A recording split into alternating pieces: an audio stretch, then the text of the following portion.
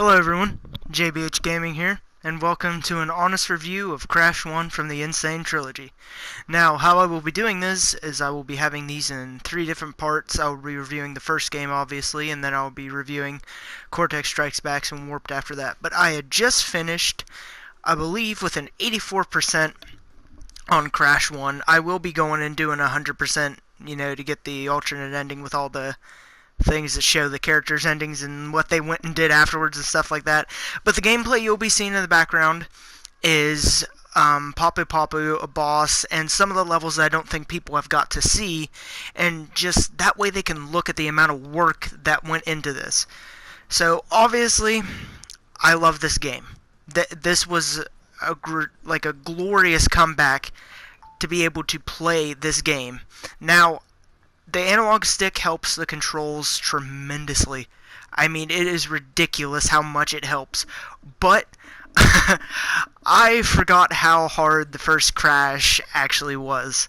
It took some getting used to because I'm on 2 right now. I'm in the process of playing it, and the controls just feel a lot smoother. And it's not that on Vicarious Vision's, part that they messed it up or anything like that. They actually improved the controls for Crash 1, it's just that the game itself is actually very hard.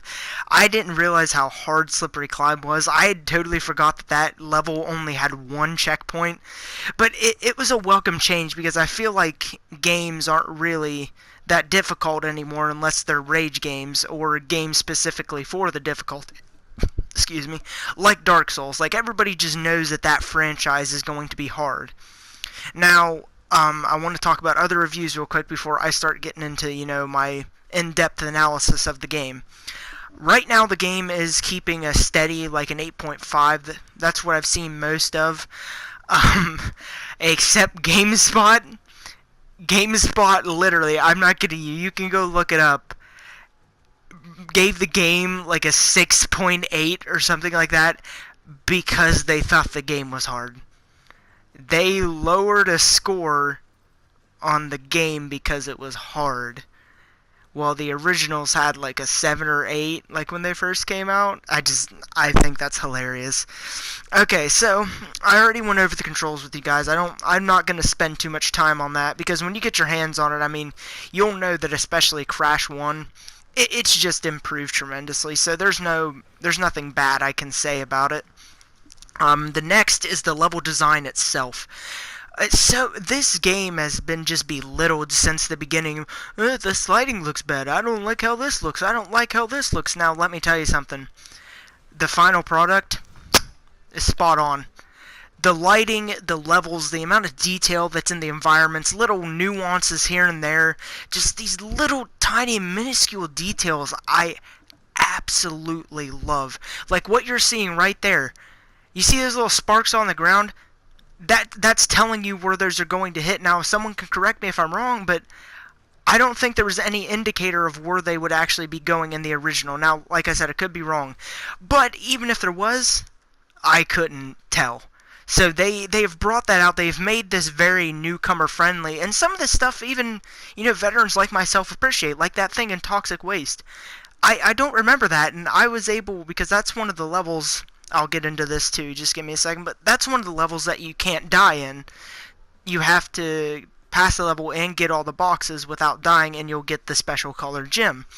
But that level isn't really hard, it's one of those things like those bouncing crates at the very end, like when I'd spawn back from Tawna's bonus stage, I would get hit by them or something, stuff like that. There's so many quality of life improvements that they have made, I absolutely love.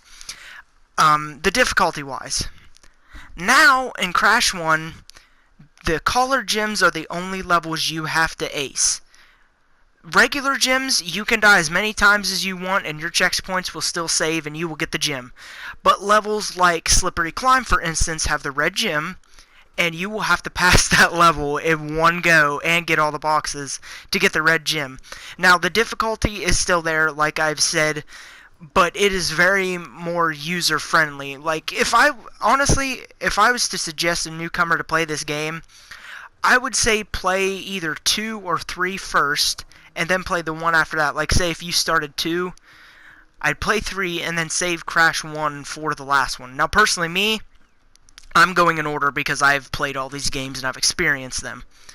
But as a newcomer, I would say go for the more newer, friendly one, Warped or Crash 2, because it's a little more easier and it would be able to get you, like, slowly just move you into the Crash Bandicoot universe, and you would be able to just pick up the controller and, just get the feel before you head back to 1 and get to the bare bones type of stuff. So, the graphics are good, the controls are good, the levels themselves have not changed one bit, so I mean, there's nothing really that you can talk about for that because it's kept the exact same geometry. Now, I have noticed some boxes here and there have changed, like the box is the way that was, like a life crate turned into a mystery crate, but all the box placements are exactly where they need to be. They've actually made some little things like, you'll see Papu here in a little bit, you can still cheese him with the chair, but they actually added a 5-hit life box, like from the prototype version. And that in time, that makes it a little bit harder if you're not cheesing him like I was. But it's the whole thing of, they did some things to just make the game play a little better. So I have nothing to complain about that. I love the way the overworld looks. I love the way Crash looks. His design is actually very good. I don't know why I've heard people complaining about him. The only thing that's changed from him is his shorts. They put a little bow tie to make it look like he was wearing, surfboard shorts and stuff like that. But overall, like, gameplay-wise and the way the levels and stuff look, the game probably has like a 9 out of 10 for that, for me, because it looks great and it plays great. The difficulty, I feel, is just right, for the veteran players, because it's a more challenging game.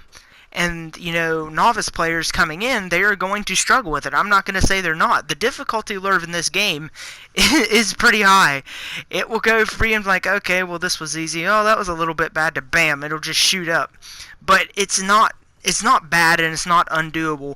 And the 100% ending is especially doable now that not every single level has to be completed without dying. It's just the colored gem levels. The save system has been fixed, obviously. Like, that's a no-brainer. They've talked about how they've fixed that. That is a welcome change. The autosave feature is amazing. Literally, you pick up the game, you start playing it, you got something else to do, these little crates will pop up at a checkpoint. And what I'm assuming is, since they have saved right there, I'm assuming, like, if you was to close the application and start it back up and continue, it would put you in that level, like you just seen right there. But it's just that little bit of stuff right there is extremely helpful and is a great welcome, change to the game. Now, the only complaint that I really have personally myself is some of the music tracks. I have listened, like, I've kind of, I guess, spoiled it for myself, but I've listened to like half of the OST for all 3 games. Also, well, right there too, you can play as Coco. That's how you swap her there. That's just a little minute detail. There's a trophy tied to her, stuff like that. But I spoiled myself on the soundtrack, and it is extremely hit or miss. And I don't want people taking that as necessarily a bad thing, because I was one of the people when this game first came out. I honestly thought, nah, I will not like the music in this game near as much as I did the original. There's just no way. Josh Mansell, Mark Mothersbaugh, all those guys, they did way too good of a job. I won't like them.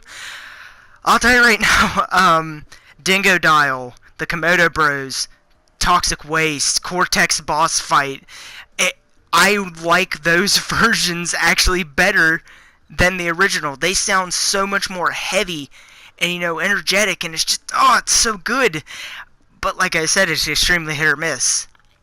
Boulders, you've seen the level earlier on, it completely lost the atmosphere that it had.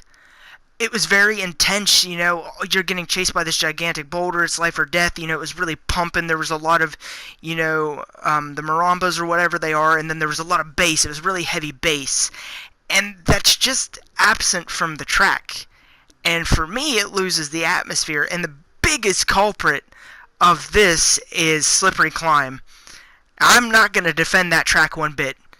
I really think that track is horrendous for that level. They took one of the creepiest levels in the franchise and made a part in the song sound like church organs, like some jazz dude off the streets got a hold of a church organ and started playing it. It doesn't make any sense for the atmosphere of the level. It kind of just ruins the atmosphere of that level. But I will say this, I'll give it like this. Like the soundtrack, I would definitely give a 7 out of 10. There's a lot of tracks that are extremely good, and some of them are like exactly spot on. Like there's not even a change. Like the main title theme for Crash 1 and Papu Papu, there's no change. Like they sound exactly right. It fits the atmosphere and everything. And but one little thing I want to mention here is just the amount of detail and stuff that they put in it. Just the moss growing up, like if you walk by the grass, it moves. I know it sounds stupid, but it's just those little minute details. In the original, there was a couple places where the bats were at that they was just floating in midair, and they added little twigs, to show that they was actually hanging on to something. And